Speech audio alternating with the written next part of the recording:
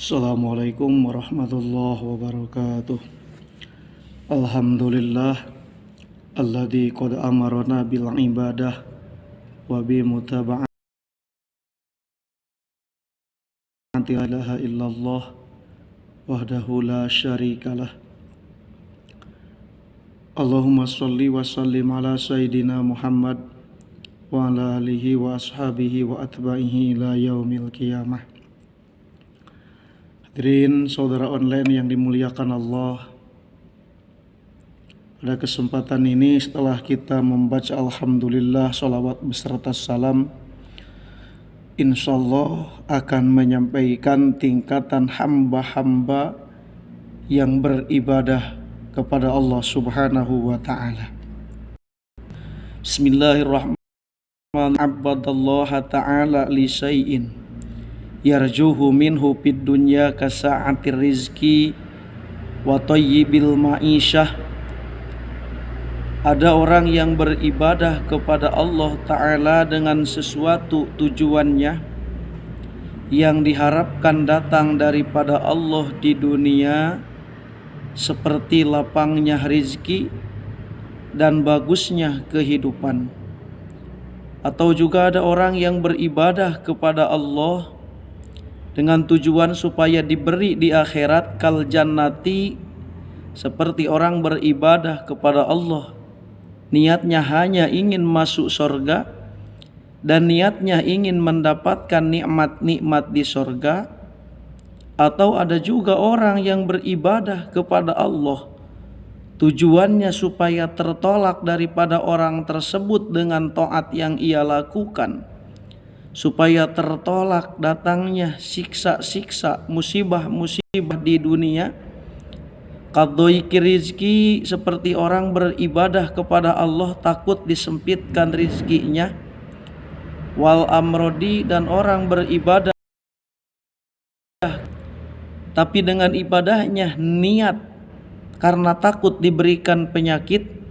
Atau selain sempitnya rizki dan penyakit, atau orang ini beribadah takut datangnya siksa di akhir, seperti dia ibadah kepada Allah takutnya kepada neraka dan sannya.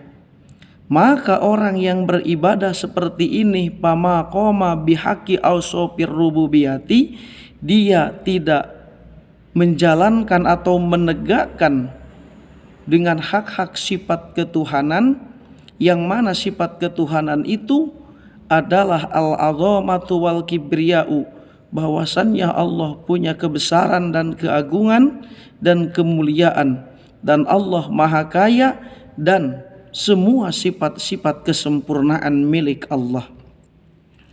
Para hadirin yang dimuliakan Allah, pada ini saya insya Allah niatkan kepada hamba-hamba Allah bahwasannya kita ibadah jangan berharap kepada sesuatu selain ridho Allah. Misalnya orang beribadah kepada Allah hanya ingin dilapangkan rizki, orang beribadah kepada Allah hanya takut, niatnya karena takut diberikan penyakit-penyakit, musibah-musibah. Ada juga orang yang beribadah kepada Allah dia takut kepada api neraka, dan juga orang beribadah kepada Allah karena dia hanya ingin masuk surga. Ini adalah ibadahnya orang tingkat yang imannya tingkat awam. Hadirin yang dimuliakan Allah Subhanahu wa ta'ala, panasu bi ibadatillahi ta'ala bi tibari ikhlasihim ala salasati aqsam. Dengan dihitung-hitung keikhlasannya dengan ibadah kepada Allah itu terbagi 3 bagian.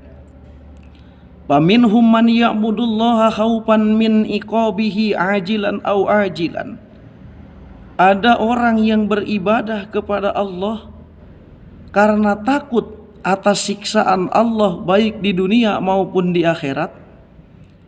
Atau ada orang yang beribadah automa'an fi rahmatihi wahibdihi, dia berharap dengan rahmat Allah dan dijaga oleh Allah baik di dunia maupun di akhirat. Wahum min awamil muslimina, orang yang beribadah seperti ini adalah dari golongan awamnya orang muslim.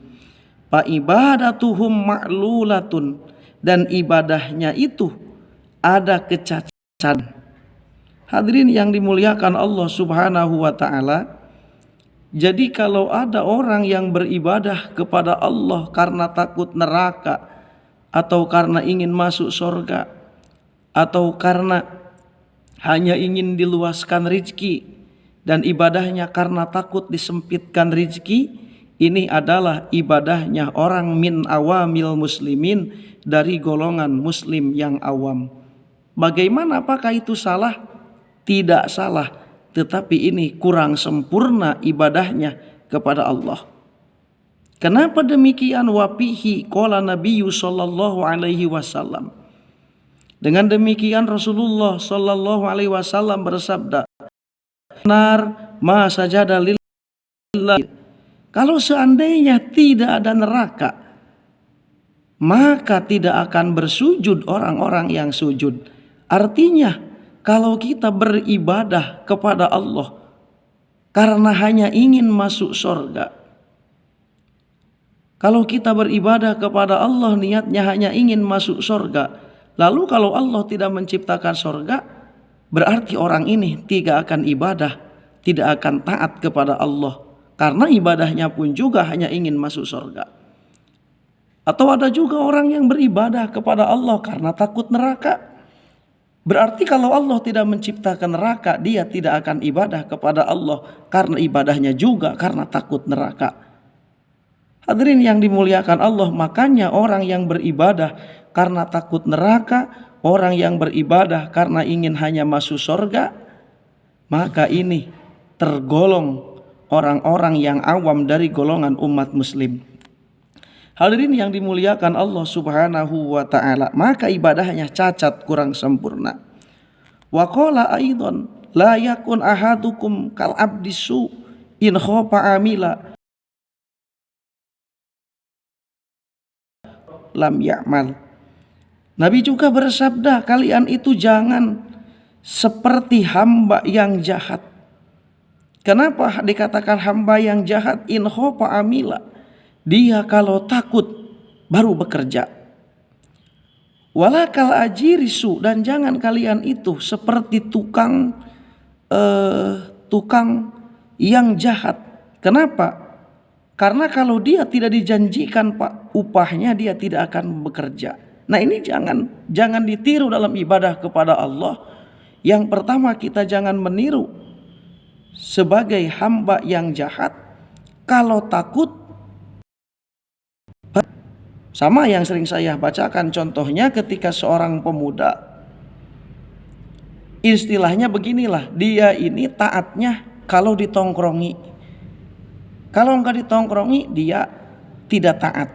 Contoh anak muda yang lewat nerobos lampu merah, disegat polisi, treat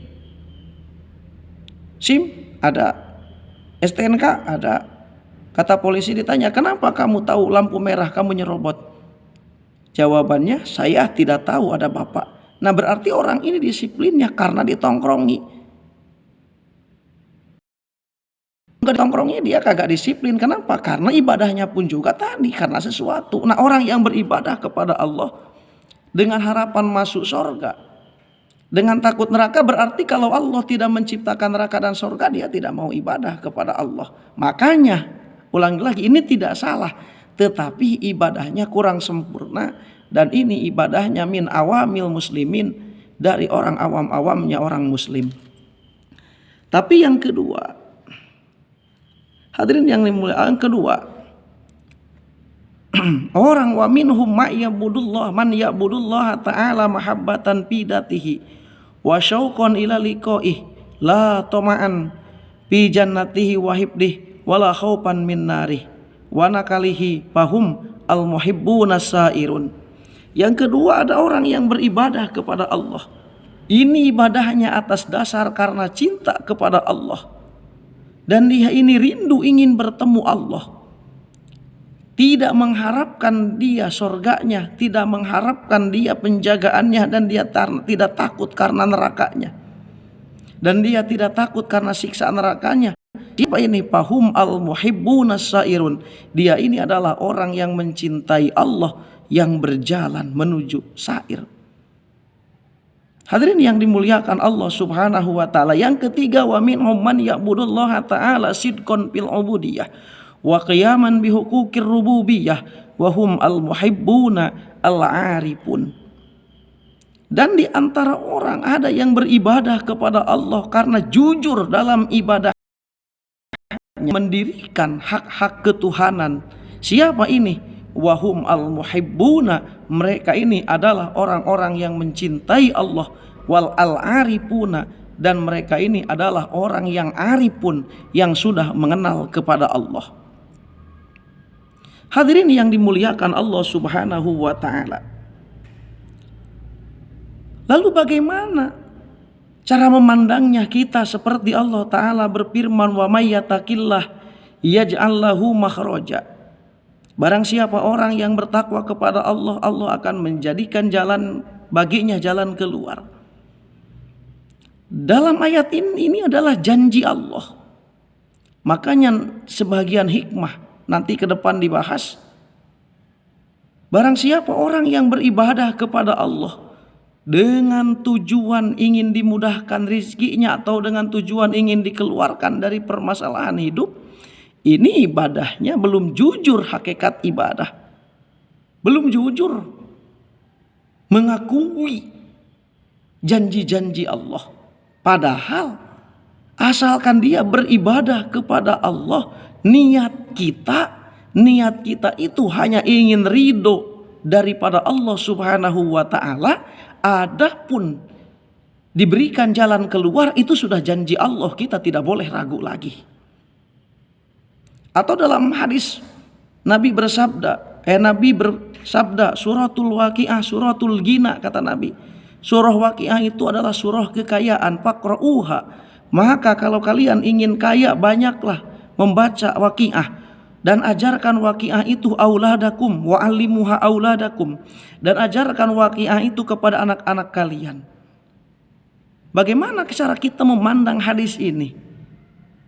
Kita membaca waqi'ah jangan berharap hanya ingin dimudahkan rezeki, tetapi kita membaca waqi'ah ini hanya tujuan beribadah bihukukir rububiyah, dengan menjalankan hak-hak ketuhanan, dengan menjalankan kewajiban kita, hak ketuhanan, hak Allah. Jangan kita membaca waqi'ah karena berharap ingin dimudahkan rezeki. Tetapi sekali lagi, kita membaca waqi'ah niatnya beribadah kepada Allah.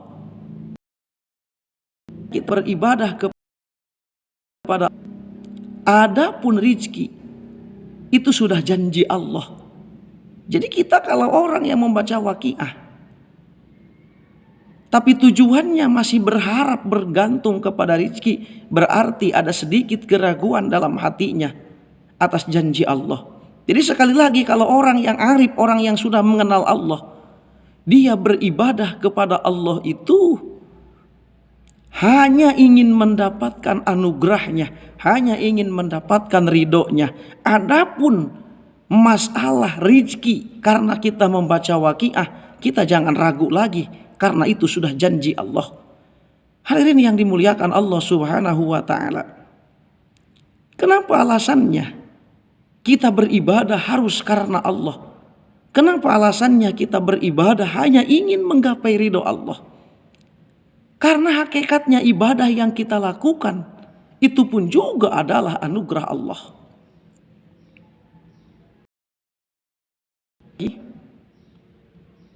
Ibadah yang kita lakukan itu hakikatnya anugerah Allah. Contoh, kita bisa baca Quran, memang kita dibisakan oleh Allah. Kita bisa berangkat ke masjid, memang kita dibisakan oleh Allah. Jangan kita mengakui kita baca Quran itu kehebatan diri kita. Jangan kita mengakui kita berjamaah ke masjid itu kehebatan diri kita.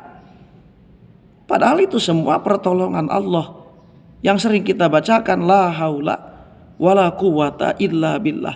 Tidak daya, tidak upaya kita ini, melainkan itu semua adalah pertolongan Allah. Salat kita ditolong oleh Allah, ke masjid kita ditolong oleh Allah. Maka ibadah itu kita udah niatnya hanya karena Allah. Yang pertama, kita beribadah itu karena hidayah Allah, karena petunjuk Allah. Karena kalau tidak ada hidayah, kita tidak bisa beribadah kepada Allah. Yang kedua, karena taufik Allah, pertolongan Allah. Yang ketiga, kita beribadah karena inayah Allah, karena pertolongan untuk kesempurnaan daripada Allah. Karena arti hidayah itu adalah petunjuk. Arti taufik adalah pertolongan. Arti inayah adalah pertolongan untuk menyempurnakan ibadah yang kita lakukan. Contoh misalnya, kita mau berangkat dari Bengkulu ke Muaro Enim. Kita ini bertanya kepada seseorang, Pak, tolong kalau jalan ke Muaro Enim kemana? Orang ini menunjukkan jalan kepada kita. Setelah itu, kata si gaya tersebut, kata yang ditanya itu, ya udah kalau kamu ke Muaro Enim, saya juga sekaligus mau ke Muaro Enim sekarang. Dengan begitu silakan Bapak numpang kepada saya. Akhirnya numpang kita. Ditolong kita sama supir, misalnya yang tanya itu supir tadi.